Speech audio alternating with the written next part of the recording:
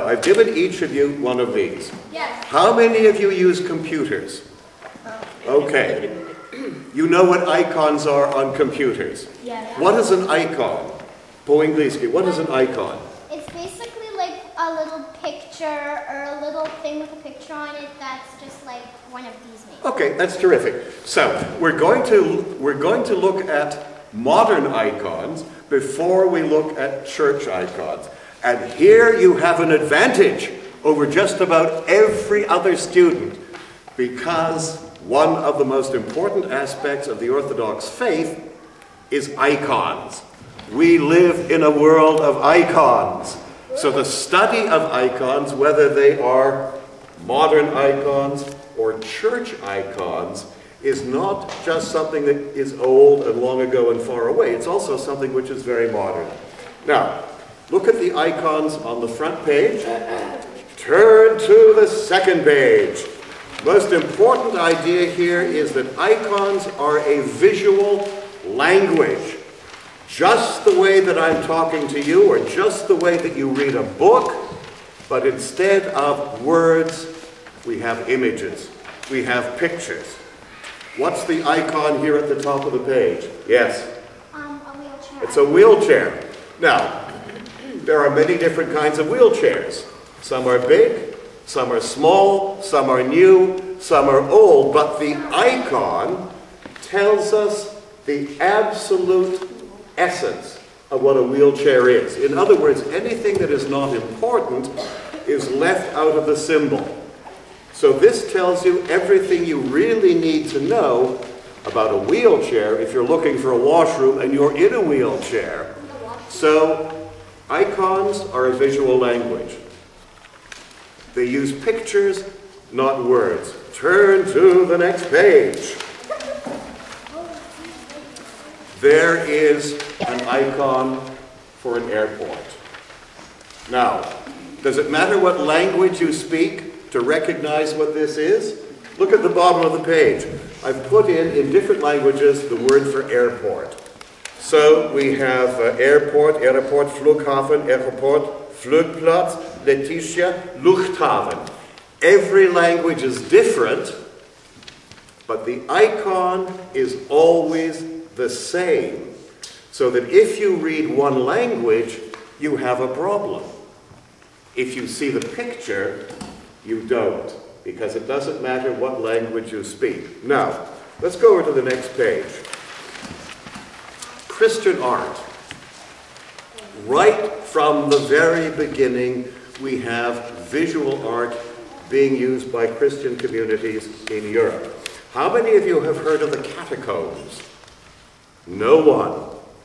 This is important. The art of the catacombs in Rome. Look at the picture here. These date from the 3rd century. And by the 3rd century, Christians are already using signs and symbols to communicate things about their faith, not in words, but in pictures, because the Bible, as we know it today, is not actually formally put together until long after the beginning of the church. The church comes first. The traditions of the church come first. Signs and symbols that are used by Christians come before we actually have a Christian Bible. Now, look at the picture. And you'll see a woman who is standing with her arms like this. This is known as an orans or an orant, O-R-A-N-T. It's a picture of someone who is praying. Do you know that? Have you seen anything like this in church? Someone standing with arms up like this? Yeah. Where? Who?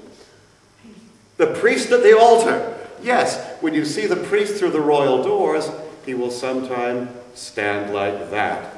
And that goes back to the type of image that you see here. And maybe on some icons, Mother of God is standing. The Mother of God is often shown as an orans. Or Digitria or something, I'm not sure, but some of them. You're right, absolutely. Or actually without Christ. But only. Absolutely. If you were to go to Kiev or Kyiv, and if you went to the great church of the Holy Wisdoms, Santa Sophia in Kyiv, you would see at the back of the church a figure of the Bogorodica, the Mother of God, who was standing like this. The same thing that you saw in this picture. Now, let's turn the page. We're going to go through this quite quickly. We have to realize that our faith as Orthodox Christians has its origins in the East. Not in the west of Europe, but in the East. What do you know about the Roman Empire? Do you know anything about Byzantium? Do you know anything about Constantinople? Oh. Yes?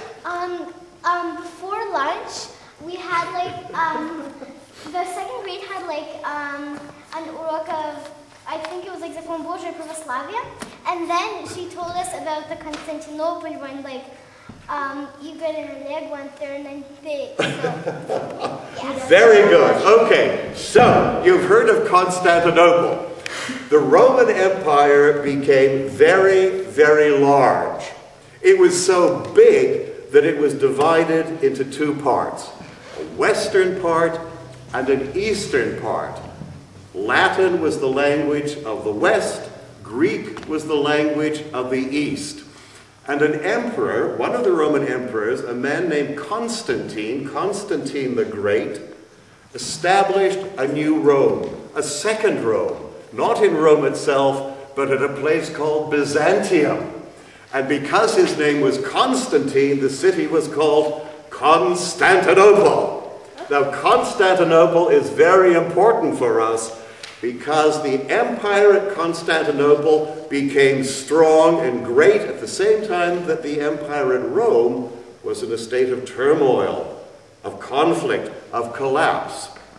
Now, here, I've given you some details on important things about Constantinople, which we don't need to worry about, except that as Orthodox Christians, many of the traditions of what we see in churches, and particularly the tradition of the icon, comes essentially from the East, comes from the world of the Holy Land, Egypt, Greece, the Balkans, and so on.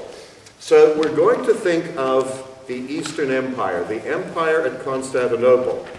Here we go. Turn your page to Eastern Rome. Constantine, or Constantine the Great, becomes the sole emperor of all of Rome. But his new capital is at Byzantium or Constantinople. Why am I telling you about the first and second Rome?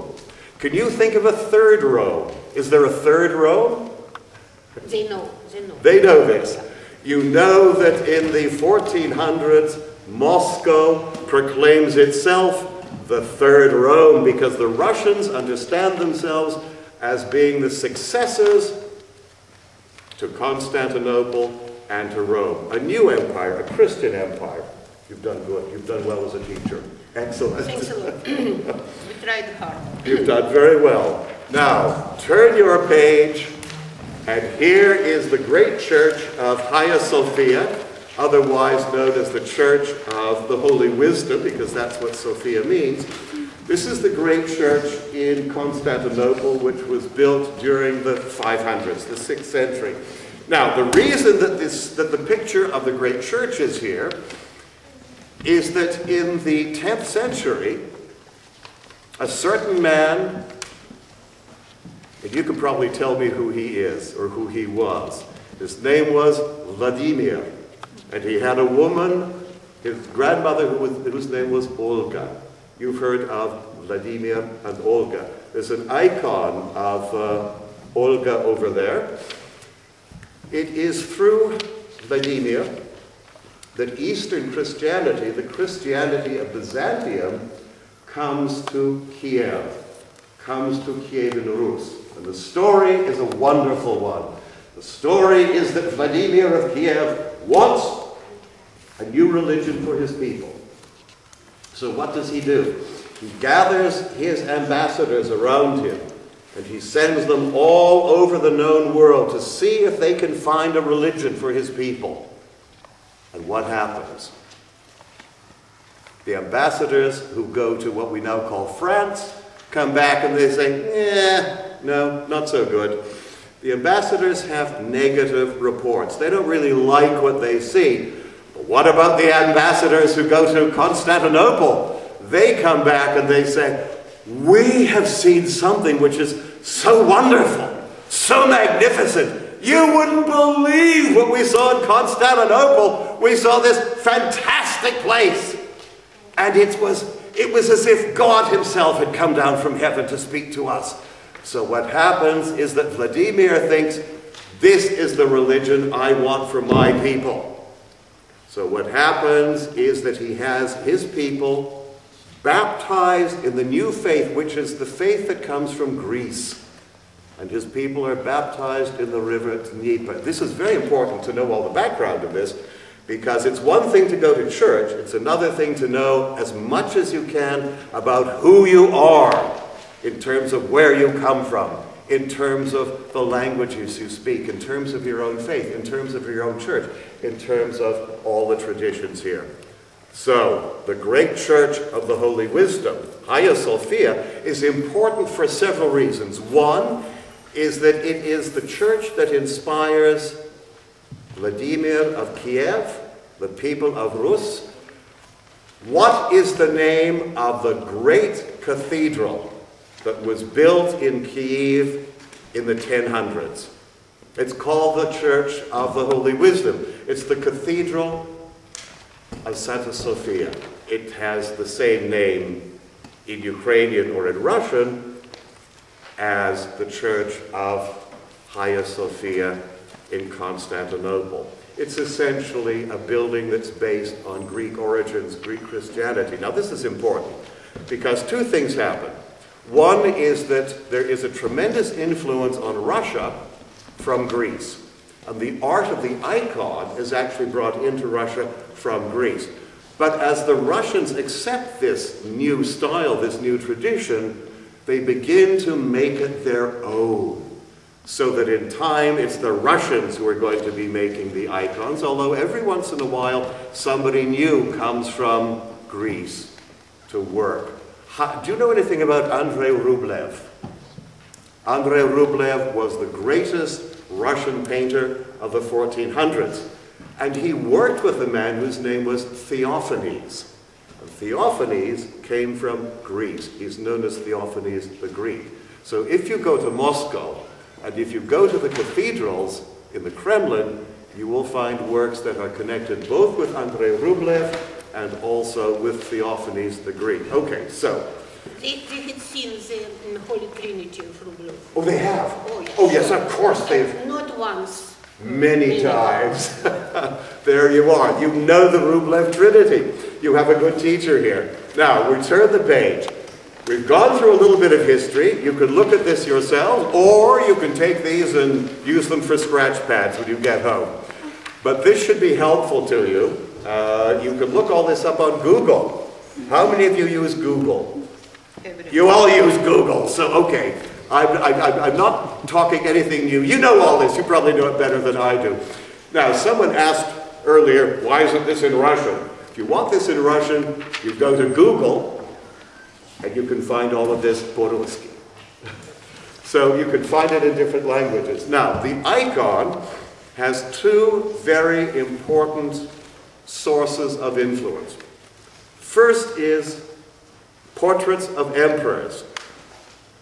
If you went to a theater, if you went to a court, and the emperor was not there in person, he would have an image of himself which was placed as a substitute when he wasn't there.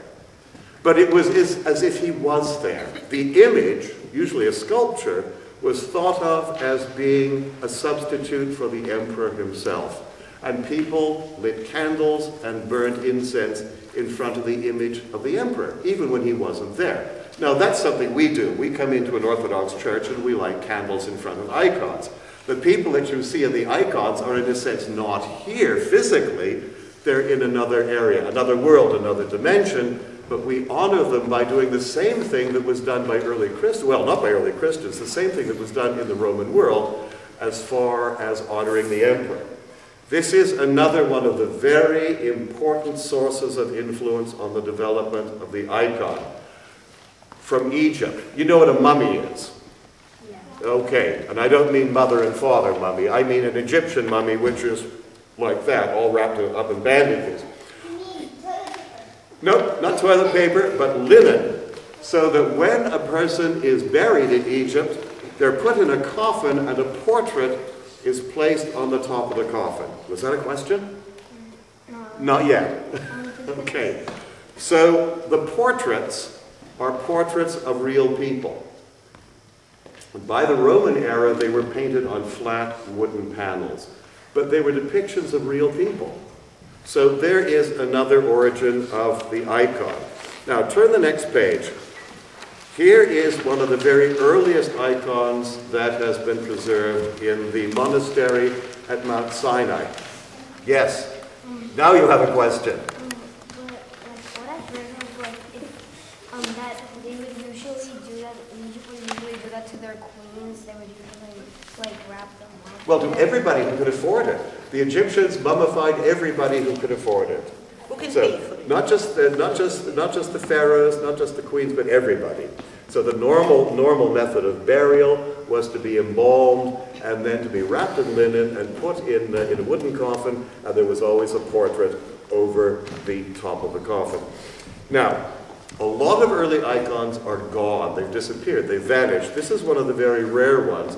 This is an icon of the Bogorodica or the Theotokos with saints, and it derives from Sinai. It dates from the 500s. Now, one of the reasons that the early icons are very rare is explained by what you will see on the next page, and this is very important. How many of you know about the iconoclastic controversy? The great war over whether icons should be used or whether they should not be used. Do you know anything about this at all? This is very important in our history as Orthodox Christians, because there was a terrible struggle that went on in the Byzantine Empire about whether icons were good things or bad things. And for a long period, icons were banned from the churches. Now, this was not primarily for religious reasons. The real reason for it was political. It was a battle between the emperors and the monasteries. And in this story, it's actually quite interesting because the bad guys in the story are the men, the emperors, whereas the good guys in the story are their wives, the empresses. And it was the empresses who seemed to fight hardest for the restoration of icons. First phase of the iconoclasm, when icons were being taken out of churches and destroyed, is 726 to 780. The second phase is 815 to 813, begun by Leo V and ended by the Empress Theodora. Now, this is very important because in 843, not only are the icons brought back, not only are the icons restored to the churches, but the restoration of the icons is so important that we actually commemorate it today with the Feast of the Triumph of Orthodoxy. When is that feast? When is the Feast of the Triumph of Orthodoxy? You can all tell me, can't you? Maybe not now, but in the new year, yes.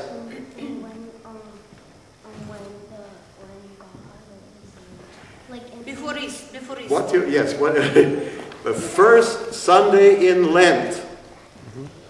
The first Sunday in Lent, we still honor the return of the icons to the churches. This is extremely important because the icon lies at the very heart of our faith and our practice as Orthodox Christians. Now, look at the very bottom. Affirmation of Icons, because these are the three things you must remember. Write them down, learn them, memorize them so that you can say them in your sleep, so that you can stand on your heads and say them backwards and still know what they are. These are three things that are very important, and many people in our culture, in our society, outside of the Orthodox Church, do not understand this. But this is very important. Icons are not idols. We don't worship icons. So if someone at school tells you, oh, you people worship icons, you can tell them, before you punch them in the nose, No, because we don't worship icons, we venerate them, we honor them, we respect them. We respect not the wood, not the paint, but the person who is shown in the icon.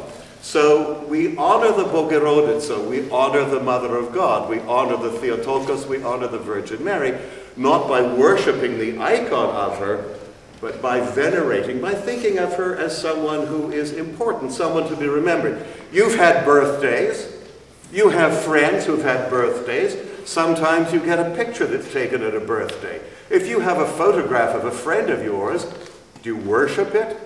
No.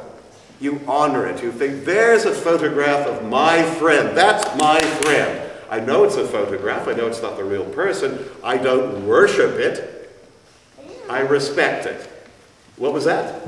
It was a real person, but it's just not a real picture. These are very difficult concepts, and well, a photograph is not the real person. A photograph is an image of a real person. Yes? You know how I said before punching them in the nose, you have to like tell them about the person in the icon, right? You don't, well, I hope you don't punch anybody on the nose. I hope you realize I'm joking. Yes, well, sorry, say that again because I didn't quite hear you. But say it loud enough so that everybody can hear you. That's what I meant. Okay. Now, first thing, icons are not worshipped. They are not gods. We show reverence, we show respect to them. Now, the second point is that icons are very useful in teaching our faith. Remember, it's the same way that we had the icons for computers. We learn about things by looking at them. So that the icons in the church tell us a great deal about our faith as Orthodox Christians. They tell us about our church. They tell us about our Christian faith. But this is the most important point of all. It's number 3. Icons are not just something you can have if you feel like it. Icons are essential because they safeguard the doctrine of the Incarnation. What's the Incarnation? What does incarnation mean? What do we mean if we use the English word incarnation? What would be the Russian word for incarnation? Воплощение. Okay. Воплощение. It's the idea that Jesus, the Son of God, is God, but he is actually born of a real woman, his mother.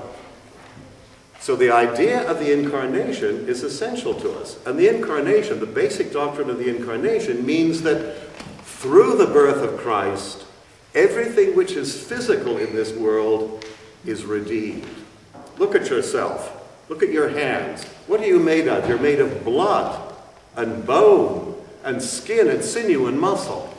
The Incarnation shows us that we have been saved by the birth of our Lord and Savior Jesus Christ. This is very important.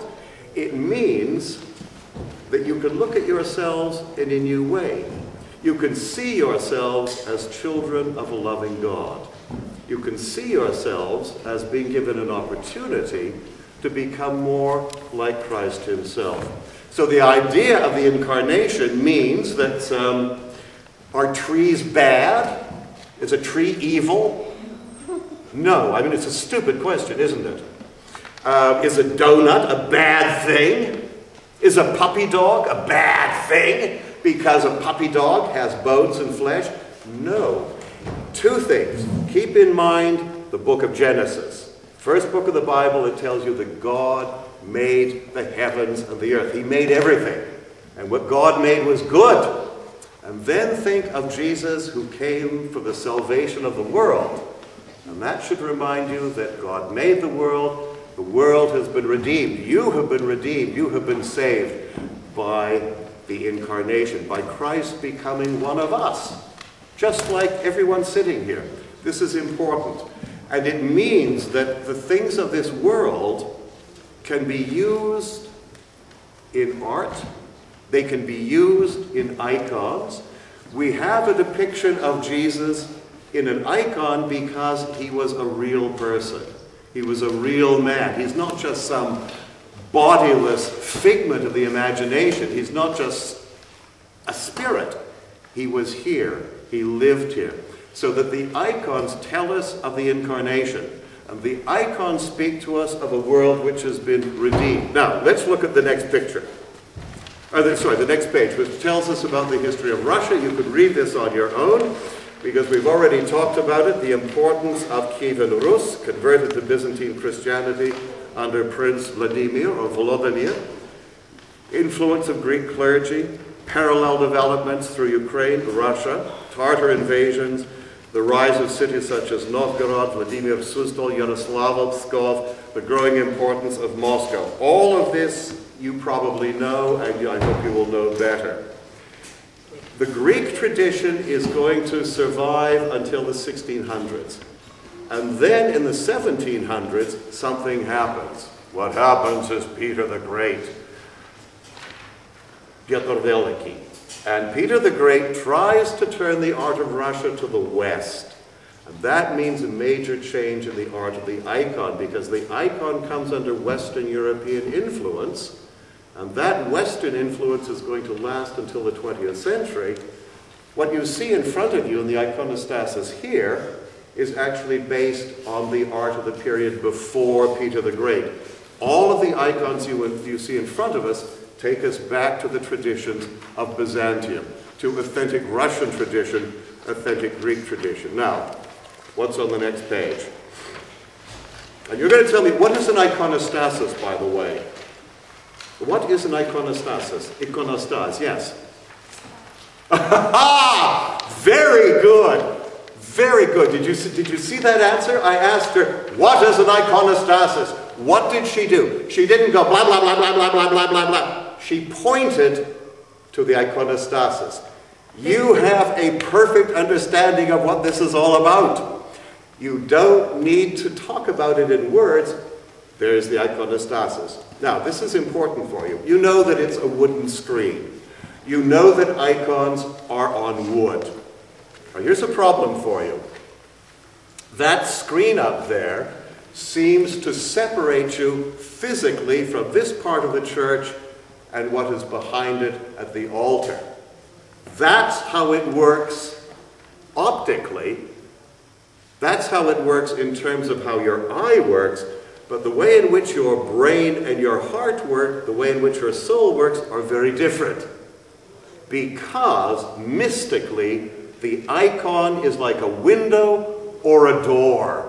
When you look at an icon, you are invited to passage through the icon and to enter into a spiritual realm, which is the reality, the truth that lies behind the icon itself. So when you look at the iconostasis, don't think of it as a big wooden wall that separates the people on the other side of it from us. Think of it mystically as a set of doors or windows that take you into the actual heart of the church and what the church is all about. How do you make an icon? Icons of the type that you see on the iconostasis are made of wood. And they are covered with a layer of plaster, sometimes canvas, and then they are painted. But when we talk about how you make an icon, even if you use paintbrushes and paint, we don't talk about painting an icon.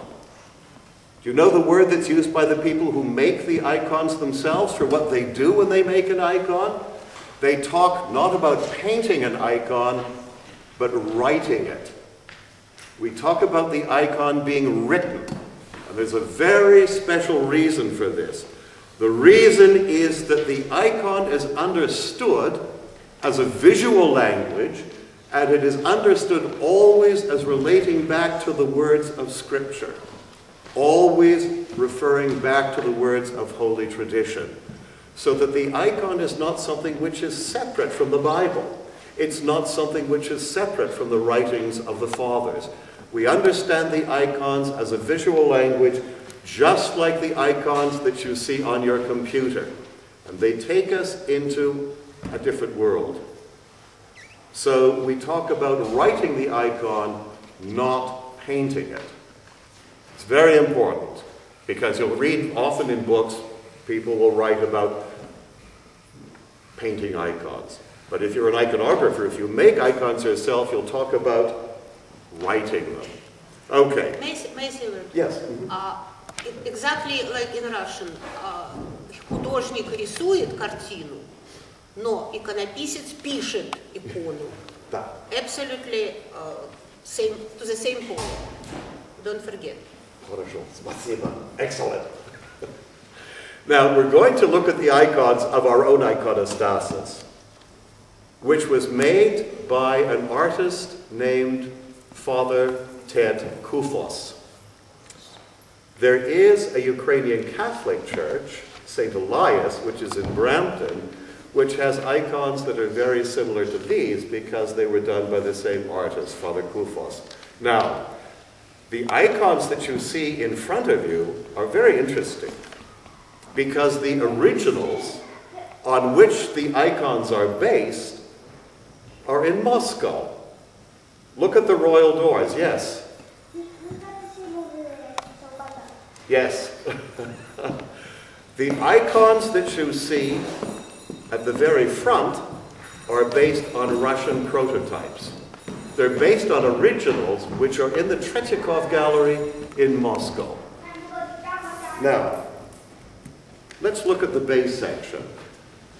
Russian iconostases are different from Greek ones. Greek ones are usually 3 levels. How many of you, you've all been to Russia, I'm sure. How many of you, yes, of course.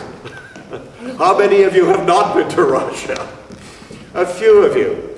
If you have been to the great cities in Russia, if you've been to the great churches, if you have ever visited, for example, the Trinity Sergius Monastery outside Moscow, you'll know that a Russian iconostasis can be many, many feet high, and it has layers and layers and layers of icons.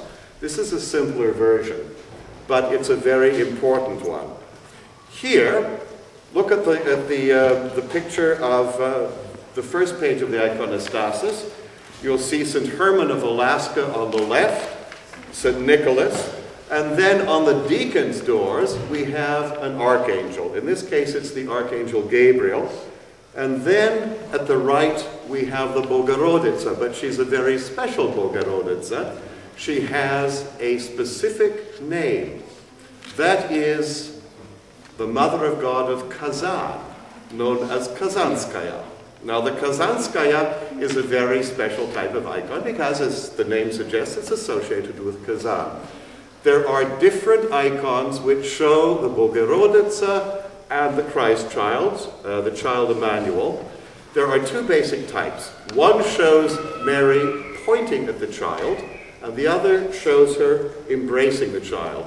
In this case, the icon belongs to the first type, but it shows the child as standing, not sitting on Mary's arm. So it's a very specific Russian type. At the very top, we have images of saints of the church. You can look at this. I'm not going to tell you about them. In between the top level and the bottom level, we have depictions of the 12 liturgical feasts of the church. Now, let's go to the next page, which shows John the Baptist with wings. Have you ever seen a real person with wings? Why is John the Baptist shown in an icon with wings? Yes? Well, he's not an angel. He's not an angel. John the Baptist was a man, not an angel. But you're right on it. You're very close to it. Yes? A little different from that. You're both close. Yes, try again. Because he's in heaven in that picture? Nope. Nope, another reason. You're close to it. Angels have wings, right? What's the main function of an angel? What do angels do? Yes? Sorry? Help people? They do help people. They are messengers. Angels are messengers. John the Baptist is a messenger because it's John the Baptist who tells us who this man Jesus is. And in the icons, sometimes John is shown with wings. Not to show that he's an angel, but to show that he's a messenger. And this is important. This is where you have to be really, really smart Because if you look at icons, you have to be intelligent. There is no room in the study of icons for people who do not use their own intelligence and use it well. If you do not think, if you do not engage yourself with your own faith and the art around you, your life is being wasted. It's thrown away. When you look at John the Baptist with wings, you're looking at a depiction of a man not as the eye sees him, but as the church sees him, as your mind sees him, as your heart sees him. There's a difference between what the eye sees and what the Spirit sees. Now, we have another page which simply shows you more of the saints of the church. And then we have a depiction of the deesis layer at the very top, which has Christ in glory with St. Mary, or the Theotokos, John the Baptist, and Saints Peter and Paul. Okay, that's it. I know, talking like this is probably terribly boring to you, and I'm sorry. If it's boring, then I apologize. But let's see what we can do. Let's go up and actually look at the icons at a much closer range. Let's go. How does it? How is it different from a photograph? How is it different from a film? Yeah, okay. Because I think there's no kind of people like that. There are no kind of people like that. What do you mean by that? There are no kind of people like that. What does that mean? Like, there's no people with wings. Well, they don't have wings at the bottom there, do they? Okay, yes. Because it's drawn. No. Who are the figures at the bottom on the royal doors? On the left and on the right. St. Basil on the left and St. John Chrysostom on the right. They're depictions of people, but you made a very important point. They don't look like you, do they? Why don't they look like you? Because they're flat. Yes? And also, in this kind of day, we don't have, like, Go ahead, say it. Come on. We don't have... Well, we do. The priests of the church will wear robes because they are ecclesiastics. Yes, go ahead. We didn't look like them because that was many years ago. Ah, yeah. We don't look like them because they have these things around them. Oh, what do you call those things around their heads? Yeah. What do you call them? I don't know. I don't know. Now, do you realize you have just said something absolutely brilliant? You're a very intelligent young woman. You've just done something that's very important for all of us. When you don't know, you say, I don't know. Don't try to pretend. Ignorance is part of our lives. There are things we don't know. When you don't know something, I don't understand that. I don't know. Or, as you said earlier, this is boring. So that's a very, very wise statement. You don't know. When you don't know something, you find an answer. Those are halos. Now, why do we have halos? Halos, yeah. Why do we have halos? Because they're saints. Do you have halos? No. Not yet. Now, this is a question. Is that a halo? Now, this doesn't really relate. Well, it does in a way. What happens at the start of the liturgy? You're out in the congregation. The priest comes out with incense, with the cadillo, and what does he do? He goes around the church and he senses all of the icons, right? But he senses you too. You know, when he has the incense, he doesn't just wave the incense at the icons, he waves the incense at you. Why does he do that? Why do you think? I don't know. Do you think it's an empty ritual? Does it have any meaning? Yeah, but I don't. You're not sure what it is. Okay. The meaning is that each and every one of you is like an icon. Each and every one of you is like an icon. You've all been baptized, right? Yes. Okay. So that at the time of your baptism, the Holy Spirit enters into you. And when the priest senses you with the censer, with incense, that's telling you that you have potential. That's telling you that if you live a really good, honest, open, real life, that you have potential to become a better person. All of these people started off like us. They were ordinary mortals just like us. But they are now regarded as saints because of things that they did with their lives. But when you said earlier lifting weights too, that'll help. What? You were doing that. That's, you know, barbells stuff. The figures are flat. And the figures are flat to tell us something. This is important. They don't look truly realistic, and that's partly so that you'll remember that, that an icon is not a real person. It's not something you worship. And the flatness, the stylization of the icon tells you something that the reality is not in the icon itself, it's beyond it. What about the use of the color gold? What about the gold there? Why is gold there? I think that's not real gold, that's just yellow. It's gold leaf. It's a real thing. Oh yeah, So why is there gold there? Is that real gold? It's real gold. Yeah, not here, but on the icons they use real gold. They use gold leaf. Why is there a gold background there? What does gold mean in the church? It means something else. Gold is precious. You're getting close. What do you see in the sky? Sun. The sun! Yes, light. It's light inside the church. Gold symbolizes light.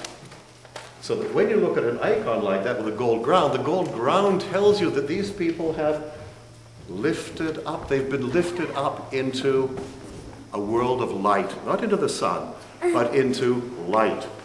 Now, what is happening just above Saints Basil and St. John Chrysostom? What's happening in those two panels with the angel on the left and who's the woman on the right?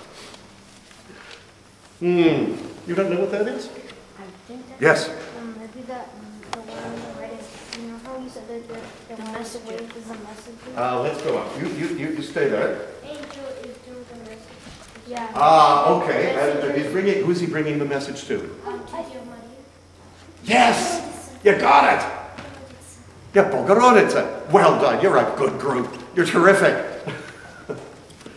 If I fall down the stairs, you might have to pick me up, and I tell you, I'm very heavy. So, this is the angel Gabriel. There is Mary as Bogorodica. That's in the Bible. But here, the whole idea is shown in two pictures. And the two pictures relate back to the Bible. So what you see in terms of the icons, it's going to take us back to the Bible. It's going to take us back to Holy Tradition. You know who this is, of course. Oh yeah, of course. It's God. Jesus. It's Jesus. But in a very special way. How is he shown there? What is it? Yes. Maybe he's baptized. Maybe he's what? Baptized and so on because No, he's not. Well, yeah, he's the way his fingers are held actually form the letters for the Greek name for Jesus. But why is he standing there with a book? Yes. Oh, I know what kind of book is that. No. Yes. he's reading the Bible. He's not reading it. He's actually showing it to us. This is Christ as what is known in Greek as Pantocrator. It's a big word that just means Christ as Lord of all. In other words, this is Christ as King, as victor over death. So notice something strange is happening here. Here we have the birth. Through here, we have the celebration of the Last Supper. And this takes us to Christ in glory, which really is the end of time. And resurrection. Death and resurrection. Yes, yes. Over and above, these are all the 12 liturgical feasts. One feast is missing from there. All of these. I wonder if you can tell me what they are. Let's see. What is this one? I don't know. Me either. Can you see it? Yeah, what is it? I have no idea. Oh, are you in grade 2? That's very good. 4. I'm in grade 5. You're amazing. You're a very smart group. You're terrific, yes. Is it one grade 2? I'm grade 2. This one here? Yeah. Now, what month are we coming up to? What months? December and January. And what's going to happen in January? My birthday. Oh, 8 does. Christmas. The Nativity of the Lord. this is the nativity here. Now, take a close look at it. How in an icon is the birth of Christ shown? Do you know how it's shown? Take a look at this. You notice something unusual about this? Where is the Christ child? In this icon here. Can you see him? Come on, come right up the steps.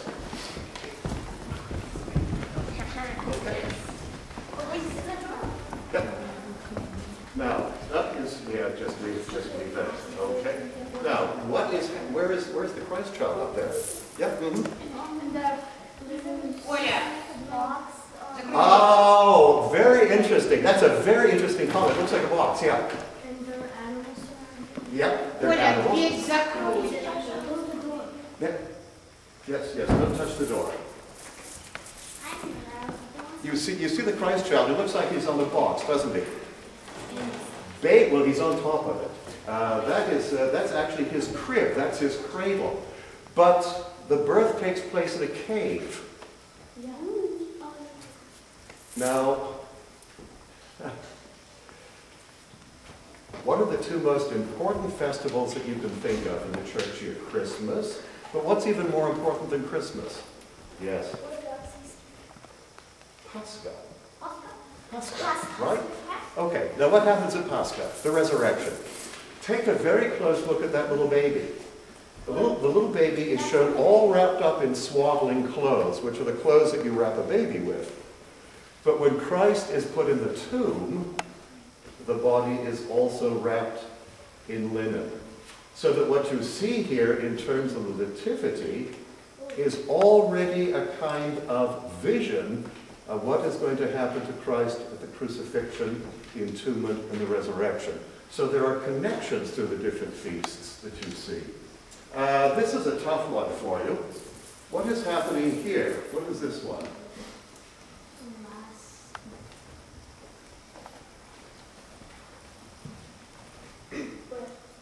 This one right up on the left.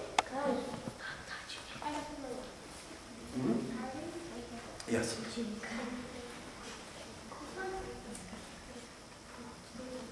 Yes, you got it. Terrific. It's the birth of the Bogorodica. It's the birth of St. Mary. Yeah. So there is one of the feasts. The next one is the presentation of Mary in the temple. Then we have the Annunciation, we have the Nativity, we have the presentation of Christ in the temple. Oh, this is since one of you mentioned death earlier, let's take a look at the next one. What's the one with the woman who is on a bed? Sorry? Mm-hmm. Yeah.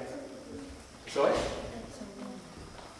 Yes! Very good! You could say, you can trumpet that out. Let's let me just move past you here. Okay, yes, you've got it. Now, this is the death of Mary. It also has some rather interesting, rather difficult names. It's sometimes called the Dormition of the Theotokos. Now, what is Jesus doing here? He's praying for somebody's dead. What's he holding? Yes. A bird. What's he holding in his hands? What's he holding in his arm? No. Take another look. Yes. See it? Yes! Oh, you're good. The soul of the Mother of God. Now, is this something that you're going to see with your own eyes? If somebody dies, are you going to see Jesus standing at the bed and holding the soul of that person in his arms? No. This tells you another way in which an icon works. An icon works in an area which is in the mind, not just the eye. Every icon has to be read on different levels. So it's not just what you see, it's everything that's associated with what you see, so that there are always many, many different ideas that are contained within each and every icon. Again, since you're looking at the Kazanskaya, take a very, very close look at the way it's painted. And you'll notice again the use of gold. You'll notice the way in which the draperies are textured in gold. We have gold lines, gold stripes. That always reminds us of the importance of gold spiritually, that gold is symbolic of light. Which do you prefer as far as trying to get around the city of Toronto? walking in the daytime and you can see things, or walking at night in a power failure? Which would you rather do? Yes. I'm always afraid. Yes, I knew you were going to say that. Sorry? You did say the second one, yes. So, think of this in terms of what the icon really means. It's the way you read it, the way you understand it. How old are you? What ages are you? You're amazing. You're amazing. You're terrific. What a good group you are. Okay, let's just come down here. Take a quick look at the end.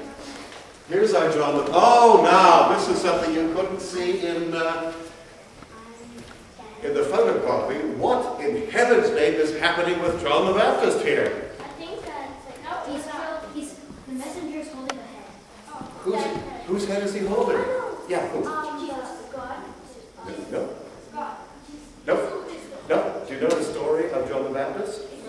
How does John the Baptist die? Since you have this... But no, what happens to John the Baptist? He gets his head cut off. He gets his head cut off. Yes, like that. Because he is condemned to death, and the daughter of the king wants his head. Just because she's cruel and vicious and nasty. But you see what happens here. This is very interesting. This is not the world as your eye sees it. You're not going to see somebody with wings walking around with a head in front of him, are you? Did they have television in Bible times? No. No movies? No. So if you have two things that are separated in time, how are you going to deal with them? What happens here is that we have two things that are separated in time. We have the beheading of John the Baptist, and we have John the Baptist who's shown as a messenger. So two things are shown that happened at a different time. We would use a movie for this, but they didn't have movies, so the only way you can show two different ideas that are separated in time is by combining them in one image. That's why you have to... Sorry? Yeah, absolutely. That's why to study icons you have to be really smart. Sorry? You're smart. You're all very intelligent, every one of you. Do you realize how smart you people are? No. Do you know how smart you are? No. You are absolutely terrific. Let's go back down. I'm going to sit you down for a minute. Because we've gone on long enough. Good. Something interesting. You see the eyes seem to look directly at you. Come over here. Look at the icon of Jesus. The icon, the eyes look like they're looking at us, don't they? Okay. Now there's a reason for this. If you show a figure looking straight forward, the eyes will always seem to look at you whether you're on the left, the right, or the center. That's one of the reasons that the figures in the icons look straight out at us. It's to establish eye contact with us. What happens when you go to a movie or you turn on a TV? You look at a screen, right? You watch the news on television. You notice that the newsreader is looking right at you in the camera. It's the same idea. That the face of the person in the icon is shown from the front, so that whether you are at the left or the right or the center, it will always seem as if the eyes are connecting with you personally. That's a very important idea. Sorry, what's that? It's the same thing. If you look at the figure of Mary, if you're on the left or the right, it was the same thing. The eyes will seem to follow you. Okay, let's take you back to the chair. They're all looking at you because they like you. They're looking at you because they like you. That's the whole idea. When you look at an icon, realize that the people you see in the icons are your family. They're your friends. They're your relatives. They're people who have gone before us, but think of them as members of your own family. Think of them as your brothers and sisters, your aunts and uncles.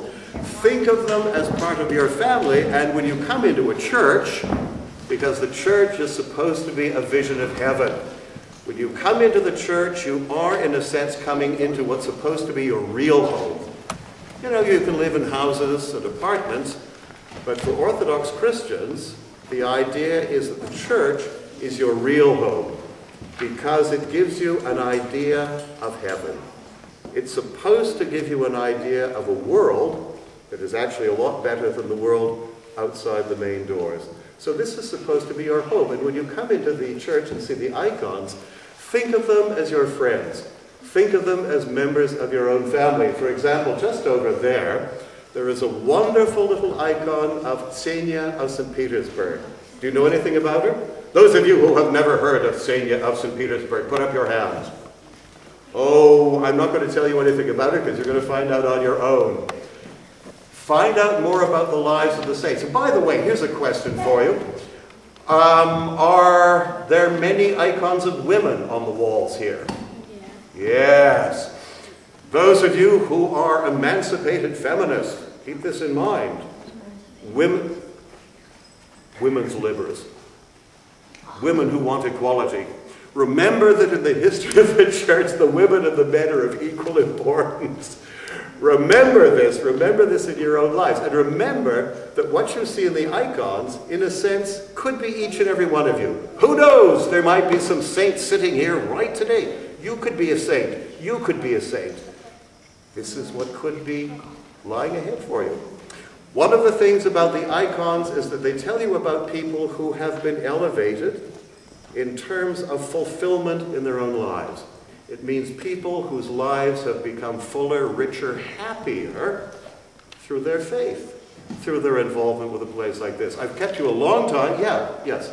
This icon is newer than that icon. Which one? This one is What, this one over here? Yeah, this one is newer. Actually the one on the right here is older.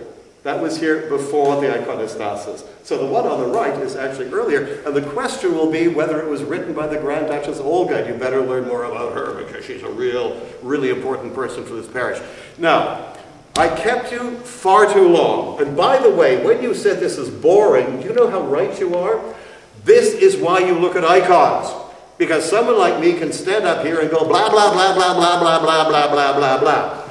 And it's not going to mean nearly as much as when you look at the icons yourself. So you're right. You just made a very important observation earlier. To try to talk about them can be boring. So the best way to encounter the icons is personally with your own eyes, with your own minds, your own intelligence.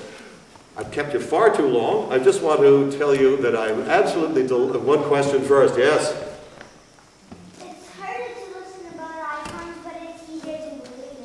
Ah, you see, that's very well said. Premudrost, prosti.